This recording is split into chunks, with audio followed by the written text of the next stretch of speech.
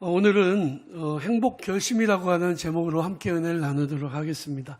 하나님의 은혜와 우리 주 예수 그리스도의 평강이 복된 주일 하나님 앞에서 마음과 뜻과 정성을 다해 예배드리는 우리 태연의 모든 성도들과 가정 위에 함께 하시기를 주님의 이름으로 간절히 축원합니다. 결심이라고 하는 말은요, 마음을 묶는다라고 하는 뜻이 있습니다. 묶을 마음 심자거든요. 무엇인가를 마음에 묶어서 다짐을 하는 거죠. 새해가 되면 사람들은 새로운 결심을 합니다.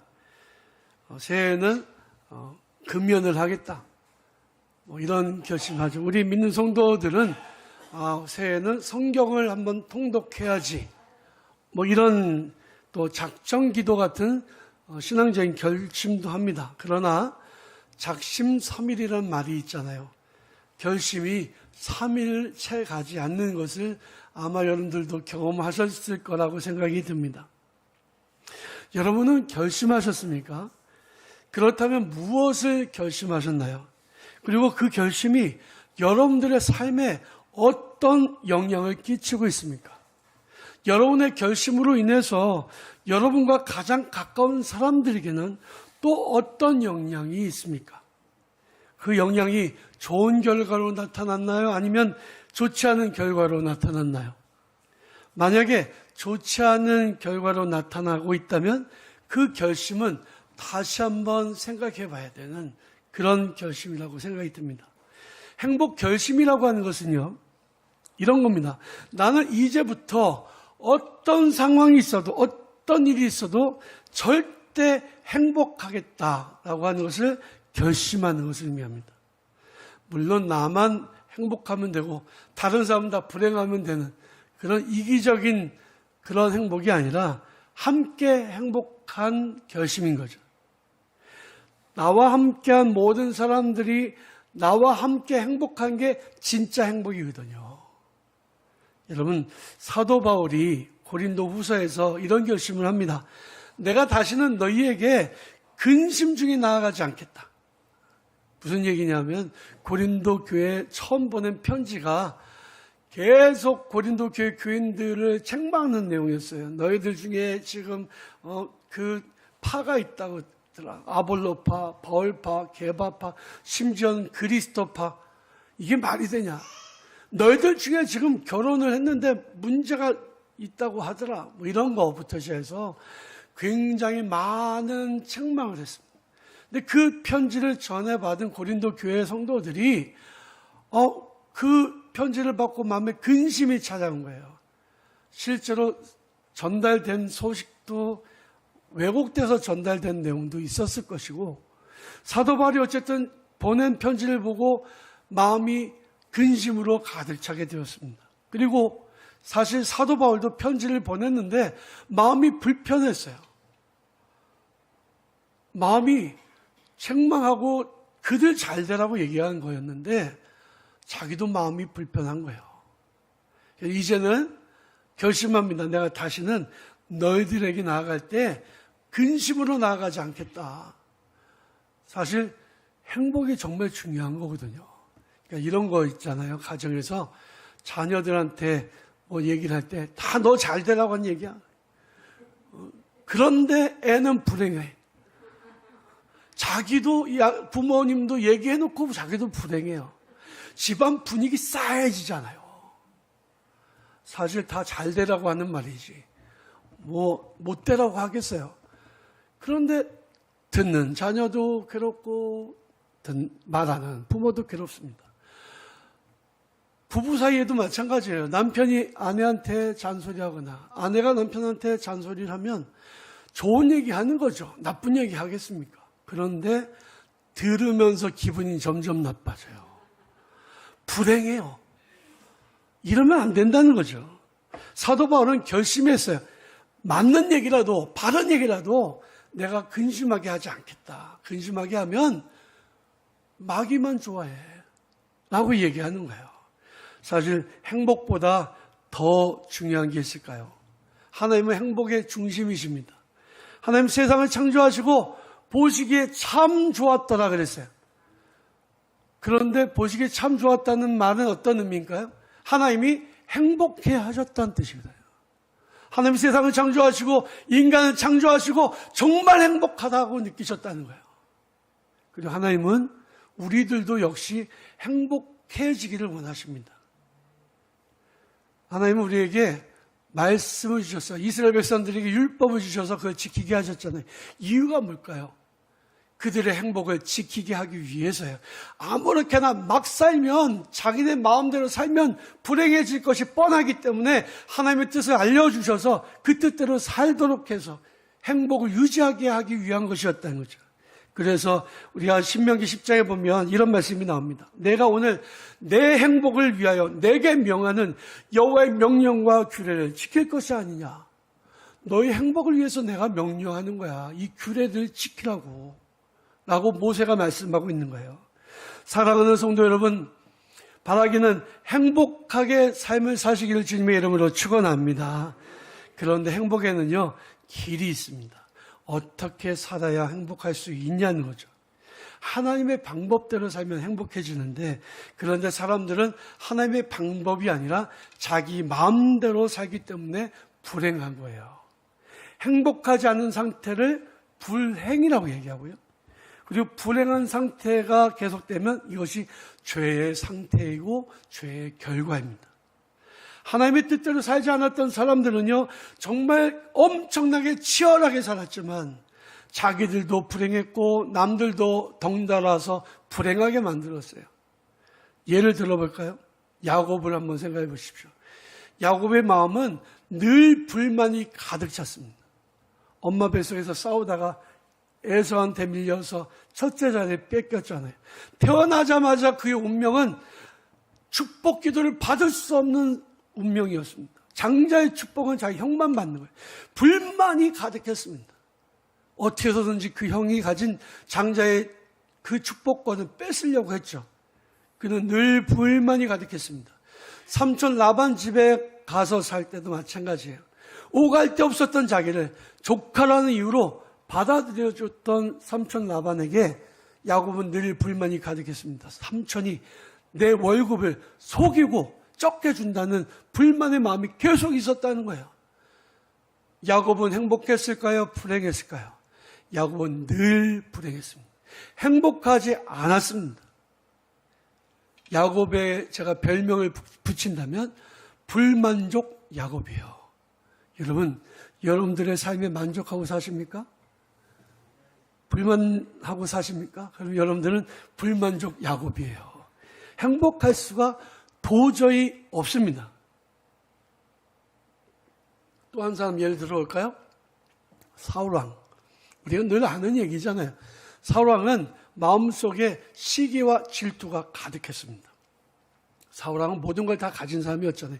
왕이었잖아요. 자기가 하고 싶은 대로 다 할 수 있잖아요. 부귀영화 다 쥐고 권력도 쥐고 있었습니다. 그런데 시기와 질투가 가득했습니다. 누굴 향한 시기요? 다윗을 향한 시기.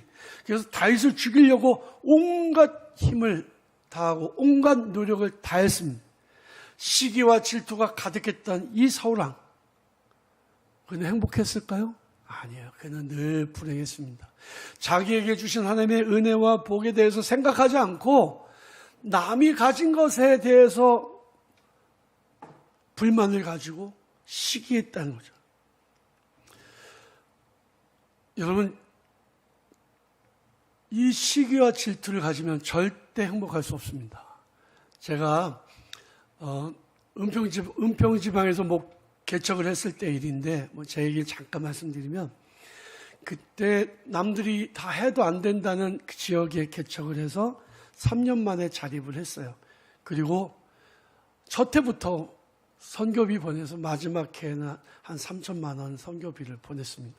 교회는 3년 만에 자립을 했고요. 그리고 6년 만에 교인이 130명, 140명 모였습니다. 지방에서 개척교회 목사는 임원을 안 시킨다는 그런 원칙을 세웠는데, 제가 6년 만에 그 지방에서 감리사가 됐어요. 교회가 크게 부흥하니까 사람들이 인정을 한 거죠. 근데 제가 감리사 되자마자 들은 소식이 있습니다. 어떤 큰 교회 부목사가 이런 말을 했대요. 제가 감리사가 됐다는 얘기를 듣고 개나 소나 감리사를 하네 그랬대요. 그래서 졸지에 제가 개도 되고 소도 됐어요. 왜 그 사람이 그런 얘기를 했을까요? 질투 때문에 그런 거죠. 뭐 다른 게 있었다고 생각하지 않아요. 질투 때문에 그런 거죠. 시기와 질투를 가지고 남 잘된 꼴을 못 보는 거예요. 근데 지금 며칠 전에 얘기를 들었는데요. 그 목사가 원인을 알 수 없는 희귀병으로 지금 목숨이 위태로운 상황이 있다 그래요. 전 왜 그럴까 묵상했어요. 그의 마음에는 늘 행복이 없었습니다. 늘 시기하고 늘 질투하고 남 잘 되는 꼴이 배가 아파가지고 행복할 수가 없었다는 거예요. 여러분, 시기와 질투는 인간을 불행하게 만듭니다. 다윗은 믿음의 사람이었지만 결정적인 실수를 했던 적이 있었죠. 잠시의 쾌락을 사랑했던 거예요. 우리 잘 아는 우리 아내 바세바와의 그 불륜 사건이었습니다. 결국에 하나님께서 그로 말미암아 낳은 아들을 죽게 하셨잖아요. 쾌락을 잠시 사랑했더니 그는 행복이 사라졌습니다. 불만이나 시기, 질투나 쾌락을 사랑하는 것은 이 모든 것들이 인간을 불행하게 만들어요. 어쩌면 우리는 모두 이런 잘못된 태도를 가지고 살아가는 것이 아닐까요? 그러니 우리의 삶이 늘 불행하고 행복하지 않는 겁니다. 그러므로 불행의 조건을 바꾸고 버리고 행복하기로 결심하는 것은 정말로 중요한 일입니다. 행복은 저절로 오지 않습니다. 행복은 내가 바로 나의 생각을 바꾸고 나의 태도를 바꿀 때에 찾아오는 거예요. 그러면 예수님이 이렇게 말씀하셨습니다. 너희는 먼저 그의 나라와 그의 의를 구하라. 그리하면 이 모든 것을 너희에게 더하시리라. 하나님께서는 너희에게 이 모든 것이 필요한 것을 알고 계셔. 무엇을 먹을까 무엇을 입을까 염려하는 것은 이것은 이방인들이나 구하는 것이다. 너희는 먼저 그의 나라와 그의 의를 구하라. 그리하면 너희에게 이 모든 것을 더하시리라. 진정한 행복은요, 물질이 많고 적음이 있지 않습니다. 진정한 행복은 세상적인 성공 여부에 달려 있지도 않습니다. 성경 속에 나오는 행복 결심, 어떤 결심을 했는지를 잠시 더 살펴보고 함께 은혜를 나누겠습니다. 첫 번째로는 미워하지 않기로 결심한 거예요. 우리 마음속에 미움이 있으면 절대 행복할 수가 없습니다. 경험해 보셨잖아요. 누구를 미워하면 내가 행복하던가요? 아니에요. 여러분, 요셉은 13살의 나이에 자기 형들에게 죽을 뻔했습니다. 형들이 그를 시기했잖아요. 그래서 죽이지는 않고 노예상인에게 팔아 넘겼는데 정말 엄청난 수치와 고통과 고난의 시기를 보냈어요, 요셉은. 그런데 그 시간을 보내는 동안에 야곱은 형들을 미워하지 않았습니다. 그가 총리 대신이 되었을 때 형들을 만나게 됐는데 피가 거꾸로 솟아오르는 것 같은 것을 느꼈지만 미워하는 것을 포기했습니다. 그리고 형들을 용서해 줬습니다. 요셉은 지옥 같은 세상을 살았지만 그는 행복을 뺏기지 않았습니다. 다윗은 자기를 죽이기 위해서 혈안이 되어 있었던 사울왕 미워하지 않았습니다. 그가 사울왕을 죽일 수 있는 기회가 2번이나 있었어요. 굴에서 잠을 잘 때 굴에서 사울왕이 용변을 볼 때 죽일 수 있었습니다. 그러나 죽이지 않았어요. 한 번은 물병을 가지고 나오고 한 번은 잠자는 사울왕의 옷을 칼로 뱄습니다. 그런데 기름 부은 자의 옷을 자른 그 일로 인해서 양심의 가책이 돼요. 다윗이 얼마나 괴로워했는지 몰라요. 아니, 우리 같으면 나 죽이려고 군사를 일으켜서 쫓아오는 그 놈을 어떻게 용서할 수 있냔 말이에요. 그러나 다윗은 미워하지 않기로 결심했습니다. 그는 고난 가운데, 역경 가운데에서 도망자의 신분이었지만 결코 불행하지 않았습니다. 두 번째로 불평하지 않기로 결심했습니다. 우리는 조금만 힘들고 어려워도 불평하잖아요. 하나님, 이게 뭡니까 도대체? 불평하잖아요. 왜 이래? 막 짜증 내잖아요. 그러면 행복이 날아가죠. 불평은 우리에게 행복을 가져다 주지 않습니다. 우리를 더 불행하게 만들어요. 불평할 수밖에 없었던 상황에서 불평하지 않았던 사람이 있습니다. 그 사람의 이름은 욥이죠. 욥의 얘기도 많이 들었을 거예요. 근데 욥은 그 고난 가운데에서 불행했던 적이 없었습니다. 생각해 보세요. 욥은 한날 한시에 자녀들이 다 죽었습니다. 그 많던 재산도 도적들에게 다 빼앗겨져 버렸습니다. 건강했던 몸에 무서운 질병이 찾아왔습니다. 불평할 수밖에 없었던 상황이 찾아왔지만 그는 불평하지 않았습니다. 그 극심한 고난 중에서 주신 분이 하나님이시니 취하신 분이 하나님이시다. 가져가셔도 내가 뭘 불평하겠느냐. 불평하지 않았다는 거예요. 욥은 고난 중에서도 불행한 상황 속에서도 불행하지 않았습니다. 세 번째로 자족하기로 결심했습니다. 자족하다는 것, 스스로 만족하다는 뜻이잖아요. 불평하지 않겠다는 뜻이죠. 오늘 본 말씀에서 바울은 이렇게 말씀합니다. 내가 궁핍함을 말하는 것이 아니라 어떤 형편에서든지 나는 자족하기를 배웠다. 나는 비천에 처할 줄도 알고 풍부에 처할 줄도 알아. 모든 일, 곧 배부름과 배고픔과 풍부와 궁핍에도 처할 줄 아는 일체의 비결을 배웠다. 자족하기로 결심하는 것, 이것이 바울의 행복 결심이었습니다. 어떤 상황 속에서도 가난하거나 부하거나 어떤 상황 속에서도 스스로 만족했다는 거죠. 이것이 바울의 행복을 지켜주었습니다. 여러분, 부족할 수도 있어요. 모자랄 수도 있어요. 불편할 수도 있어요. 그러나 따지고 보면, 찾아보면 내가 행복할 조건들이 훨씬 더 많아요. 감사할 조건들이 훨씬 더 많아요. 그것을 알고 내가 자족하기를 배우는 것, 이게 정말 중요하다는 거예요. 마지막으로 기도 결심입니다. 다니엘 9장에 보면 이런 말씀이 나옵니다. 내가 금식하고 베옷을 입고 죄를 뒤집어 쓰고 주 하나님께 기도하기로 간구하기로 결심했다. 다니엘은 뭔가 큰 문제가 생겼잖아요. 문제가 생기지 않았는데 금식 기도합니까? 죄를 뒤집어 쓰고 베옷을 입습니까? 문제가 생겼으니까 하나님 앞에 기도를 시작한 거죠. 불평하기보다 기도를 시작했다는 거예요. 그랬더니 다니엘 10장 12절에 보면 이런 말씀이 나옵니다. 천사가 나타나서 다니엘에게 이렇게 말해요. 다니엘아, 두려워하지 말라. 내가 깨달으려고 하여 내 하나님 앞에 스스로 겸비하게 하기로 결심하던 첫날부터 내 말이 응답받았으므로 내가 내 말로 말미암아 왔느니라. 너가 하나님 앞에 겸비하여 기도하기로 결심한 그 순간에 이미 너의 기도가 응답되었다라고 말씀하고 있는 거예요. 다니엘은 걱정할 수밖에 없는 상황에서 기도를 결심했습니다. 근심할 수밖에 없는 상황 속에서 기도하며 간구하기를 결심했습니다. 우리는 과거의 상처를 잊지 못해서 그 과거의 상처를 매일 꺼내보고 불행하게 삽니다. 그 옆집 김씨 아줌마 내 돈 떼어먹고 도망갔는데 꺼내놓고 불행해요. 그때 기억만 하면 불행해. 아, 내가 그때 걔랑 결혼했어야 되는데 내가 내가 꺼내고 불평하고 매일매일 불행한 거예요. 과거의 상처가 내 행복의 발목을 잡는 거죠. 여러분, 과거의 문제 자꾸 생각하지 마세요. 치매의 특징이 뭔지 아십니까? 치매는 과거의 기억을 어제 일처럼, 오늘 일처럼 생생하게 기억하는 겁니다.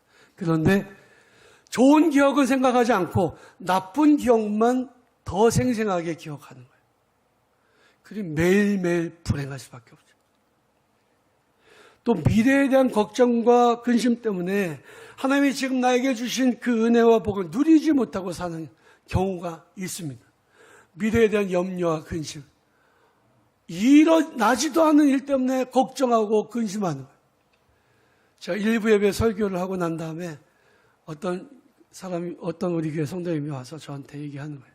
목사님, 사실 어제 부부싸움을 했습니다. 부부싸움을 한 이유가 뭐냐? 일어나지 않은 일, 앞으로의 일들을 얘기하다가 의견이 안 맞아서 부부싸움을 했다. 오늘 목사님 설교 말씀 듣고 나니까 그게 얼마나 잘못된 건지를 깨달았다는 거예요. 여러분, 미래에 대한 걱정과 미래에 대한 염려와 근심 때문에 하나님이 지금 내게 주신 은혜와 복을 누리지 못하고 산다면, 행복하게 살지 못한다면 그게 불행입니다. 그러므로 우리는 근심하기보다 기도를 결심해야 됩니다. 우리가 기도를 결심할 때 우리에게 진정한 행복의 기회가 찾아오기 때문입니다. 내가 행복 결심을 하게 되면요, 나 때문에 나와 가장 가까운 사람이 내 주변에 있는 사람들이 행복해집니다. 제가 지난 주간에 밤에 잠을 자는데 뜬금없이 꿈속에서 이런 생각을 하는 거예요. 제가 꿈속에서 아이디어가 떠오를 때가 많고요. 꿈속에서 멜로디가, 정말 좋은 멜로디가 떠오를 때가 있어요. 그런데 깨나면 잊어버려요. 근데 이번에도 좋은 생각이 떠올랐거든요. 이게 꿈속에서 생각하기를, 이 어린 왕자에 들어가도 괜찮은 내용이다. 그런 생각을 했어요. 꿈속에서. 그래서 꿈속에서부터 외우기 시작했습니다. 내가 깨나도 꼭 기억하리라 라고 생각하고 외웠어요. 내용이 뭐냐면 이겁니다. 나와 함께 있는 사람은 행복한 사람이야. 왜냐하면 내가 지금부터 행복하기로 결심했으니까. 예, 써놓고 나니까 별거 아닌 것 같은데. 그런데 꿈속에서 너무 좋은 생각이더라고요. 잊지 않으려고 계속 외우고 일어나서 정신도 없는데 핸드폰에 적었습니다. 그리고 정신 차려보니까 새벽 기도 알람이 울리기 전이었어요. 나와 함께 있는 사람은 행복한 사람이야. 왜냐하면 내가 지금부터 행복하기로 결심했으니까. 여러분들 행복하기로 결심하시기를 바랍니다. 그래서 여러분들의 행복이 여러분들과 가장 가까운 사랑하는 사람들에게 아름답게 전파되시기를 바랍니다. 이 가을에 우리 행복 결심을 통해 여러분들의 삶이 아름답게 행복으로 물들어 가시기를 주님의 이름으로 간절히 축원합니다.